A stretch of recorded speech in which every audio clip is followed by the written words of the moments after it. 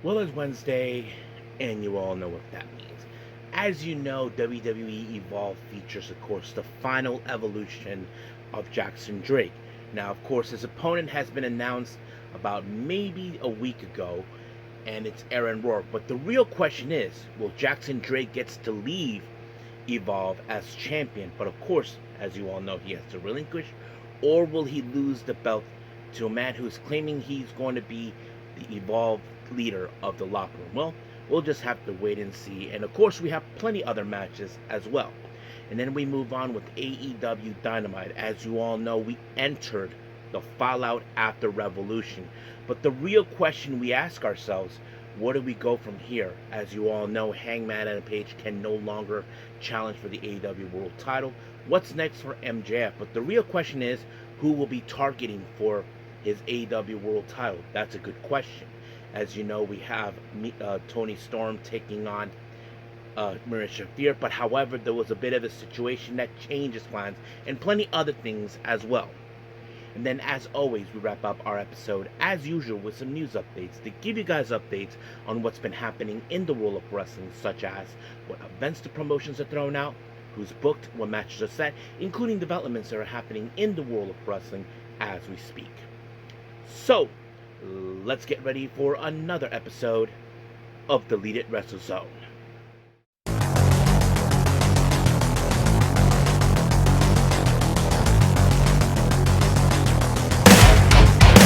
Are you ready? Get up, get up! Get up, get up! Get up, get up! Get up, get up! Get up, get up! Get up, get up!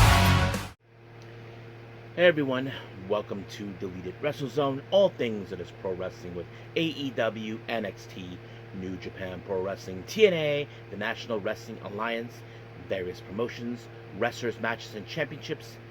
I am your host, J-Rod here. So, if you are new to the channel, welcome. This is a channel we do a lot of pro wrestling reviews from various promotions, not only here in the United States, but also in Japan, Mexico, Canada, Europe, the UK. Anywhere pro wrestling is not as big, but it continues to grow. We also, of course, do discussion videos, talk about various topics such as the wrestlers themselves, the promotions, factions, storylines, whatever we want to talk about. We also, of course, do more news updates. If certain information is unable to be on this episode, we can either put it on the next one or on a separate video by itself. We also, of course, do real-time news updates to keep you guys on alert if something has happened in the world of wrestling that needs to be addressed ASAP. We also, of course, got the Unagi Sayaka Watch and various other cool wrestling content as well. So if you like what you see, please subscribe to us and click on that subscribe button. You'll be getting a lot of daily reviews and other cool wrestling content as well. But if you like this episode, please give us a like on the like button or nice comments in the description down below. Now, enough of the jibber jabbers. Let's get started. So, let's begin with WWE Evolve.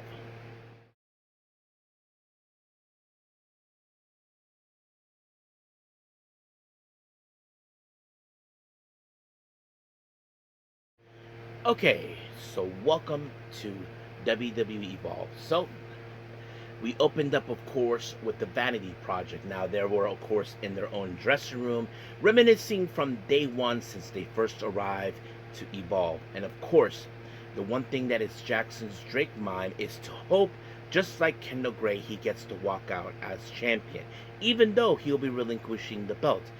That's the kind of thing that he wants to do to cement his legacy.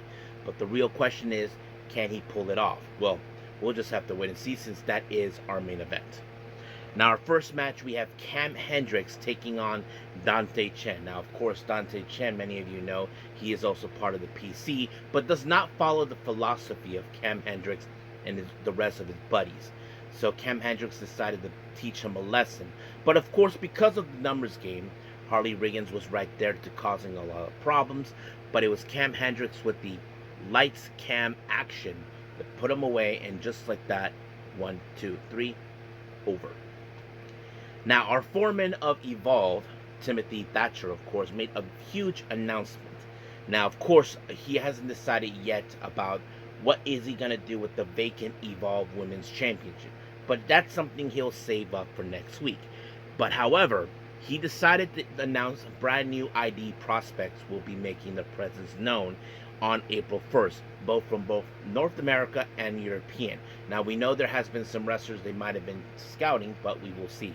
However, while he was making this announcement, well, Itzgal just showed up and decided to be a bit of a knowing for Thatcher. He's like saying that he wants to be part of this. So basically, he said, I'll put you in the Evolve special. And then he goes like, I need to put locks on that door. I mean, I'm sure he does not want to deal with annoying people that get in his way, try to demand things regardless of what they want. But we'll see.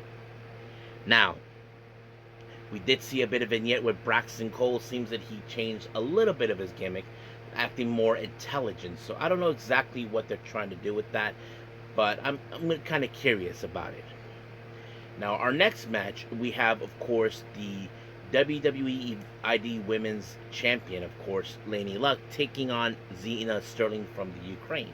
So basically nothing too special, but we have seen these ladies before. I mean, Lanie Luck is part of the ID prospects. We know she hanged out with guys like Legacy, Eli Knight, and a few others.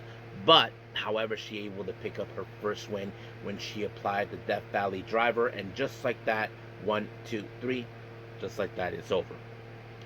Now, Lince Dorada, as you know, was coming out of the PC, having a good time, having a nice workout, till he was interrupted by Mike Cunningham, who seems like he's being much of a fanboy. Now, of course, if you look at Lince Dorada, he looked more like annoyed about him, about this and that. So he decided, how about we have a match next week? So, you know, he can tell he's annoyed by this, but yes, that's pretty much it.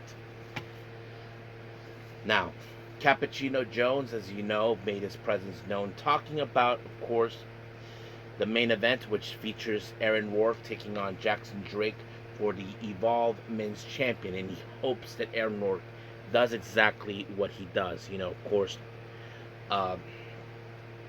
winning the title and all that. He even mentioned that everybody in the ID program are behind him. And also, he called out Brooks Jensen. So basically, Brooks Jensen overheard it, and he felt like he made a mistake calling him out. So apparently, we're going to see these guys deal with each other soon enough. Now, we did see an interview with Chuy Martinez talking to the newly look of Lucas Crustofino. So basically, he goes out saying that he had to feel the vibe. He said he wants to bring a bright light into Evolve. I don't know exactly what he meant by that, but it seems like he wants to do something different to bring into the table of Evolve. And of course, Chuy Martinez seems like he's very excited what he's going to bring to the table, but we'll see. Now, our main event is for the Men's Evolve Championship. Aaron Rourke making his attempt, taking on Jackson Drake. Now, keep in mind, guys, this is Jackson Drake's final evolution. So basically, if he wins this match, he gets to walk away as champion, but even though he has to relinquish it, since he's moving on to the next step of his career. But if he loses, well, record shows that he won. Now, of course, Kendall Gray already walked out as champion, and Jackson Drake's hope that that's exactly what he's going to do. But of course, his buddies, Brad Baylor and Ricky Smokes, were going to be there to ensure that this thing ends exactly like they hoped for. But failed miserably. And not to mention, Drake kind of wiped out Swipe Right by accident, and then Rourke decided to finish off with good measure. But in the end, Rourke applied the over the top onto Jackson Drake, and just like that, 1, 2, 3, it's over. Brand new, of course, Evolve Men's Champion, and that makes Aaron Rourke the second person so far to attempt this belt. And of course, as you all know, Kendall Gray was the second person to win that belt, but the real question is who will be the third. So now we know where this direction is going. So this will be the last time we see Jackson Drake. Can't wait to see what Aaron Rourke is doing. But I wouldn't be surprised if the guys like Cam Hendricks, Harley Riggins, and those from the PC guys with their personal philosophy decided to try to make do of the belt, or Harley Lewis, as you know, Harlem Lewis, who wants that shot of the belt. Well, we'll see what happens until then. But as for right now, we are done with Evolve. Let's move on with AEW Dynamite.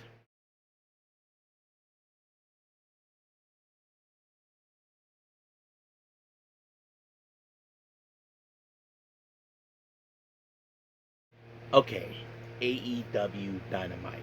As you all know, we entered the fallout after Revolution. MJF retained the AEW World Title. FTR retained the tag team belts. We have brand new trios champions. The AEW Women's Champion retained. Brand new AEW Women's World Tag Team belts, and so on and so on. A lot of things have taken place, but the real question is, where do we go from here? And I believe that our next pay-per-view will be Dynasty. What battle lines are being drawn for this one? Well, that's what I believe this particular Dynamite it was all about. Now, we opened up with the return in-ring by the aerial assassin Will Ospreay taking on Blake Christian. Now, of course, Blake Christian does have a bit of high flying capability like Will Ospreay, but he is nothing compared like him. And of course, Blake Christian, throwing that cockiness, thinks that his cockiness is overconfident over him, thinking he can make a big win against the aerial assassin. However, well, he came up short with the hidden blade. Of course, Will Ospreay took him out, and just like that, 1, 2, 3, it's over.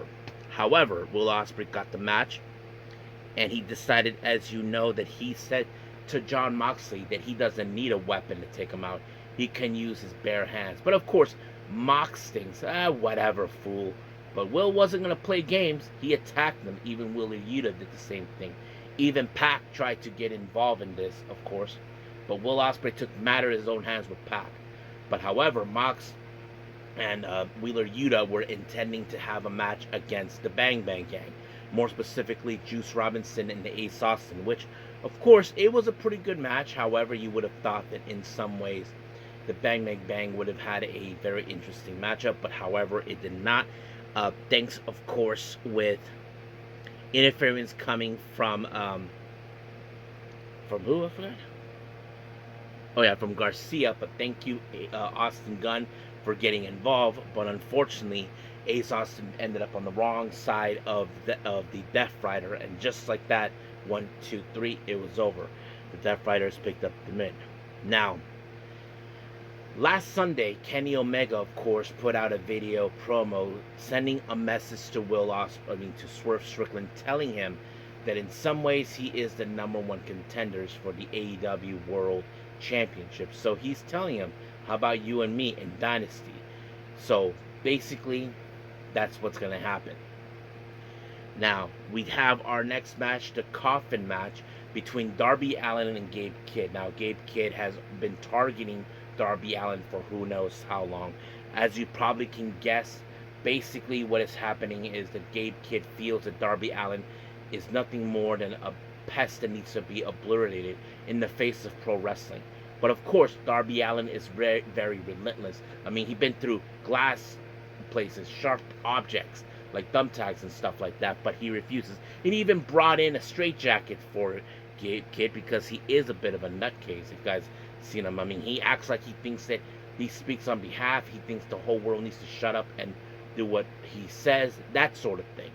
But a lot of things took place on this match. But however, Darby Allin was able to launch himself towards Gabe Kidd, and Gabe Kidd got tossed in the casket, and just like that, Darby Allin ended up becoming the winner. However, during the post-match, he calls out MJF. It seems now Darby Allin maybe want to make a step for a shot of the AEW World Title. So the real question is, how will MJF respond to that? Now, we did see a bit of a vignette. Jack Perry, of course, our brand new AEW national champion, was getting his things together. However, the resident dinosaur, Luchasaurus, of course, was on the Jurassic Express bus waiting for him. Waiting for him to get his butt out until they made their way from, LA all the way to, Fresno, I think they were at. But yes, and then of course they ran into the Bucks, and they are facing off together against Okada and RPG Vice. We did hear Luchasaurus as the one word that we often hear from Okada: bitch. So I thought that was a sweet moment. Now, we did hear from Swerve Strickland. First, we did see Prince Nana does the introductions and all that. Now, Swerve talked about power. Now, we don't know what he meant by that. And then he made a reference about the Young Bucks. As you all know, the Young Bucks eventually lost power as EVPs. So he's putting himself saying, how about you put your EVP status on the line? So basically he is telling him, I'm not just going to relinquish that. I'm going to use it if I beat you. So basically Kenny is going to probably have to make a decision on this one. But we'll see what happens from there and on. Now, we did see a very interesting interview with Mike Bailey. As you know, he is now once again a trios champion along with his tag partner, Kevin Knight. But they team up with the man himself, Mystico. And of course, as you know, that he works hard and all this other stuff. So he, of course, has to be mentally ready for his upcoming match against Mark Davis. In this match, of course, Mark Davis would have obliterated Mike Bailey, but Mike Bailey is relentless. He doesn't stay down. I think he's the kind of person who refuses to stay down until his body tells him to, and that's exactly what he would do. But however, Mike Bailey was able to overcome this assault by Mark Davis when he applied Ultimate Weapon, and just like that, 1, 2, 3, winner. Now, last Sunday as well, we did see MJF. As you know, he is very happy he retained the belt.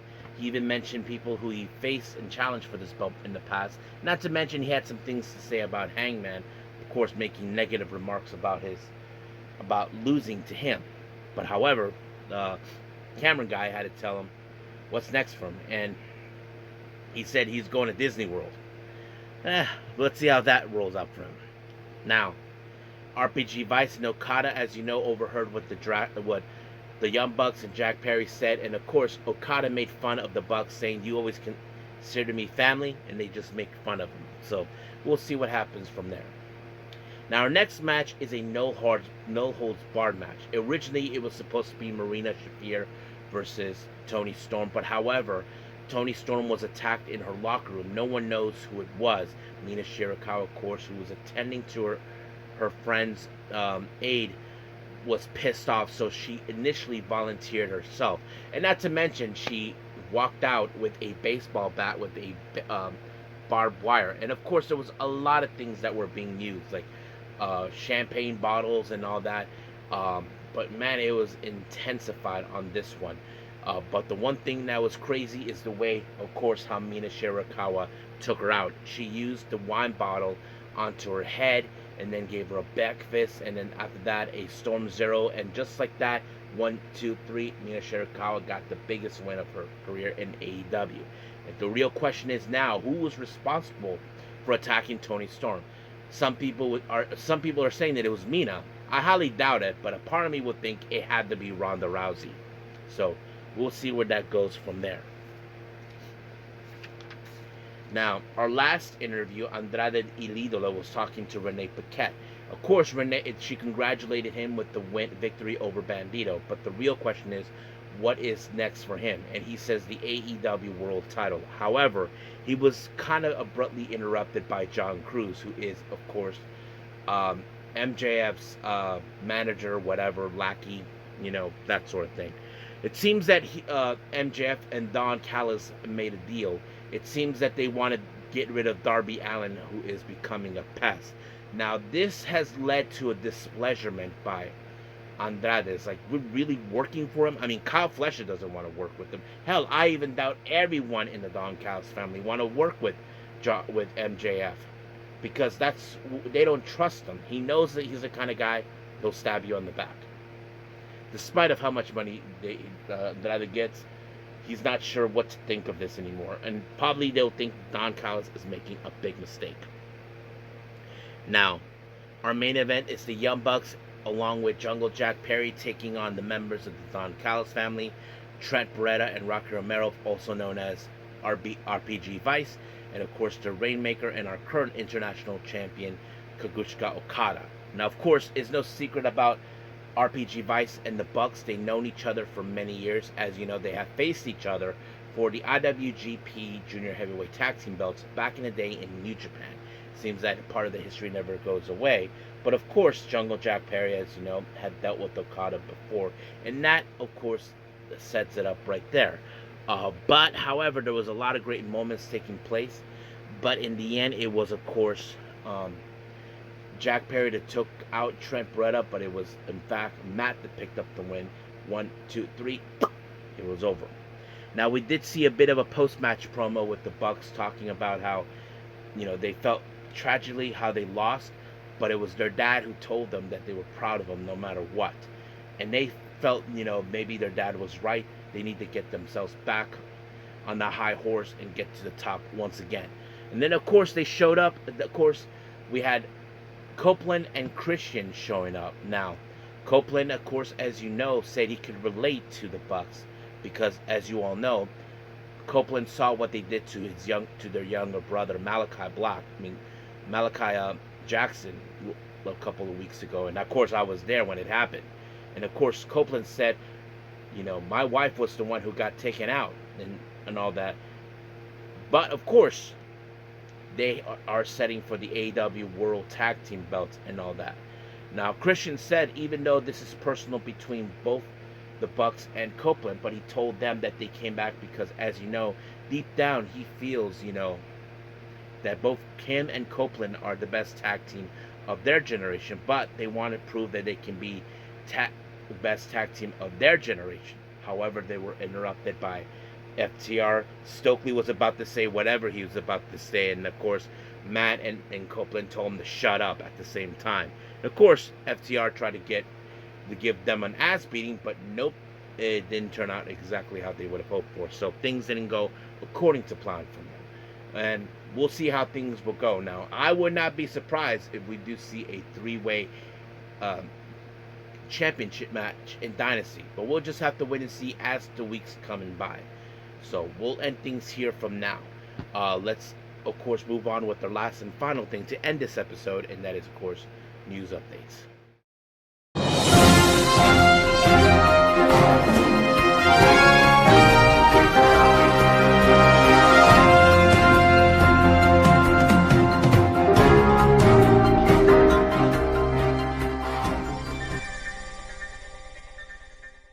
Okay, so welcome to our news update. So let's begin, as always, with the upcoming events, starting with GCW. Now, as you know, we got a lot of the Las Vegas updates here and brand new shows that will be taking place right after, of course. Now, the first one, as you know, we had the Gringo Loco, the World on Lucha on the 15th of April. It was announced that Galeno del Mal will take on Jack Cartwheel. That's going to be a very interesting matchup. Then, as you know, we have a Bloodsport 15 that will take place on the 17th. It was announced that Natty Neidhart will be there. Yep, once again, she'll be participating. But however, a match had been announced for this particular event, the Bloodsport. We have Masashi Takeda taking on the Bruiserweight Pete Dunne.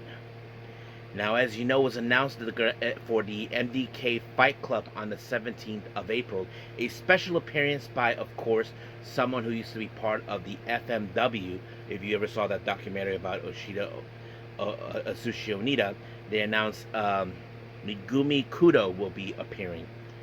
And then, of course, we have the Effie's Big Gay Brunch on the 18th of April.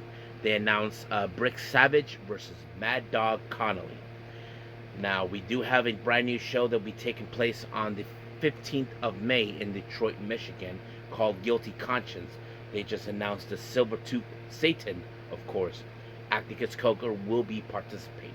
And they just announced recently, of course, a international debut outside of the U.S., of course. And this one is a very interesting one, and that is in Milan, Italy. So that's right, GCW will be making their presence known in Italy for the first time. So I don't know if I have any Italian subscribers, so if you're planning to go see them, go do so. However, of course, Italian promotion SAJ Wrestling just tweeted them saying ciao.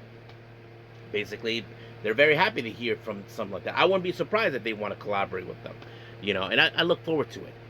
Now, as you know, Maple Leaf Pro Wrestling, the Canadian promotion, will be doing two shows. One collaborating with Ring of Honor of Global Wars Canada, and then their own self-show the following day called Uprising. Well, they just announced Michael Oku will be participating in this event.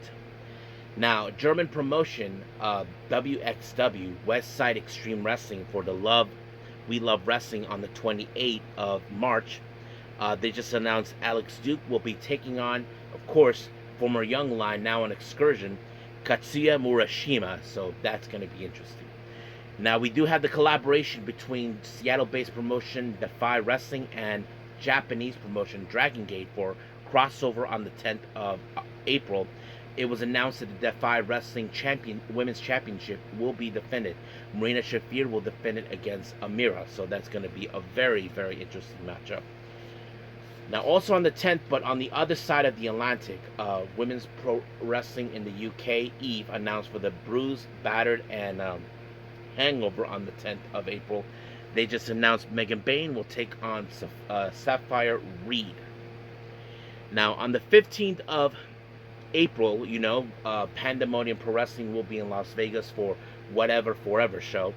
A couple of things have announced. The match has been announced for a title match called the Metal Mania Heavy Metal Championship. Dulce Tormenta, who is the current champion, will defend it against 4 others. They are Frankie B, Alexis Littleford, Miko Alana, and MJ Santana. So basically, yeah, that's going to be happening. As you probably know, we have the New Japan show called by Desperado called Def Vegas Invitacional. Basically, for those who don't know, during Cork and Hall event by Stardom, El Desperado invited Starlight Kid and, of course, Maki Ito into the event. Some of you may question why would they invite them. Well, he looks at Starlight Kid as a little sister. I don't know about Maki Ito, but it is interesting. However, the match was announced that Starlight Kid will team up with the other big brother, of course, not blood related in case anybody asks, Dragon Kid, while Maki Ito will team up with El Fantasmo. That's going to be a very fun match. I'm looking forward to that. Now, of course, House of Glory, as you know, will also be in Las Vegas for Culture Clash on the 16th of April. They just announced Ricky Sosa, who's been making a name for himself now in the U.S., who has been very popular in Europe, will be facing off against Cashflow Ken Broadway. Then we have, of course, the West Coast Pro event, West Coast versus the World. They just announced the Golden Gate Championship will be on the line. Andrew Cass will defend it against Adam. Forgot his name. It's not Priest, but it's someone else. Marvelous, as you know, will have their own show in Las Vegas, Shooting Star Fest. Some things have been announced. Ichika Miyabi will be making your presence known there too. Sora Ayame and, of course, Spark Rush, Takumi Iroha and Suri. However, they did announce for Aja Kong to take on Senka Akatsuki, which is going to be really, really fun. And finally, of course, we have Spark Yoshi Puroresu America for Lady Luck 2 on the 19th of April. They just announced Starlight Kid, if many of you guys know, who is the former Spark Yoshi World Champion, will be there. So that's going to be fun as well. Now on to some developments here, of course. Claudio Castagnoli, many of you know this, that recently he is now the CML World Heavyweight Champion. It's now been confirmed now he has a dual contract with CML as well. So basically he'll be going back and forth. And this was confirmed, of course, by Tony Khan himself, I think. And it's really interesting. We're seeing wrestlers from CML also having a dual contract with AEW. But now it's the reverse, where AEW talent have a dual contract with CML. Now, Fightful Select reports that Hangman Adam Page will be taking some time off, according to sources that they heard from within the company. Now, many of you remember Brian Cage. We haven't seen him for quite some time since he was injured. Apparently, he's been telling people on social media that he is medically cleared. So let me pull up exactly what he said on his social media. He said this on the Muscle and Fitness. I just got cleared from everyone to be able to come back. There's hopes. This is a perfect way to press start a new and come back and re-debut in a good way. In a new way, bigger, whatever, make the best bad situation. So I hope, we know that he was part of the Don Callis family. I don't know how they're going to bring him back, but hopefully we get the chance. Deonna Purrazzo tells, of course, Fightful Select about it, pitching an idea, pitching a Puroresu in picture to AEW. That's what they were saying. And this is what she said. I pitched Puroresu in picture. It was like a picture in picture segment where I could pop up my floating head and could talk shit about the opponent or like pop-up quiz, AW history question, and make a about it of the girls, and they have a problem with it, and they could get squashed. I was like, don't need to get serious wrestler. I can just do Purrazzo and picture. I ran this by Chelsea when I came up with the idea, when she was like, Donna, that's gold. You need to pitch this idea. So I don't know what Tony Khan would say, but if he thinks it's a good idea, I don't know. But we'll see. Now, MVP, of course, revealed that he and Shelton Benjamin have recently signed contract extensions with AEW, and this is what he said on the on this podcast. He says, "Just know that Hurt Syndicate is not going anywhere. As a matter of fact, Shelton and I just signed contract extensions not that long ago. We'll be around kicking ass and not even bothering to take names for some time to come. So yes, so we will see them even more in AEW. Booker T had some things to say about Ronda Rousey making her way in AEW. As you know, this is what he said. I don't see Ronda Rousey being around AEW for very long. It might be a year, it might be 6 months, but there's no whole heart for whole lot of Ronda Rousey to do in AEW other than win a belt. Booker T said that he believes Ronda Rousey's agent called Tony Khan to set up the deal ahead of Revolution. Ronda Rousey's agent called Tony Khan and said that Ronda is available, and if there's any interest. Revolution is coming up, and that could be something big. Tony Khan is going to jump all over that, just like he had did. He also mentioned other things like, of course, I'm not at all pleased about the way Ronda Rousey left the business or some of the statements that she made as far as wrestling goes, but I can't hate Ronda Rousey for coming back and getting a payday from Tony Khan, and everyone needs money. I get it. He does. If he thinks that it's not going to long last, that's fine. That sort of thing. Bear Bronson recently talked about him leaving, and about, of course, the hopes for wrestlers to able to leave a promotion if they are unhappy. We have seen wrestlers that are into that type of thing, and this is what he said.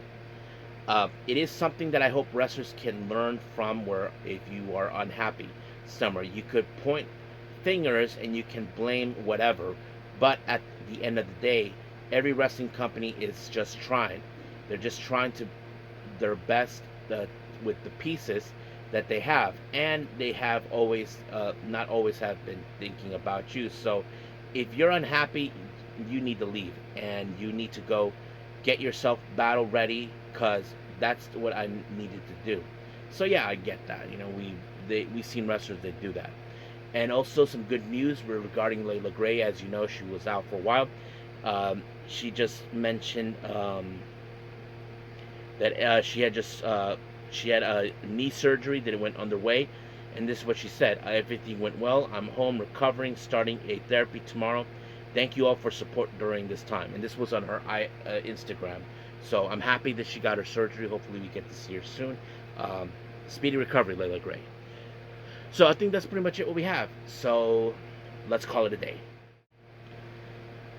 Hey everyone. I hope everybody enjoys this episode. Coming up, as you probably know, it's going to be Thursday, so we have Ring of Honor and TNA. So that's going to be a top priority. I haven't decided if I want to do other reviews that I haven't done yet. I know I'm behind on Mighty Gold and a few others, so I'm going to try to figure things out as we go. But we'll see. But like I said, the priority is TNA and Ring of Honor. So that will be okay on the table. So we'll see. But as of right now, we'll leave things as it is. And until then, I will say this, and I will see you guys in the next DWZ time. Same DWZ channel. I'm going to bid all of you adieu. So, goodbye. Mwah, and have a nice day. Bang.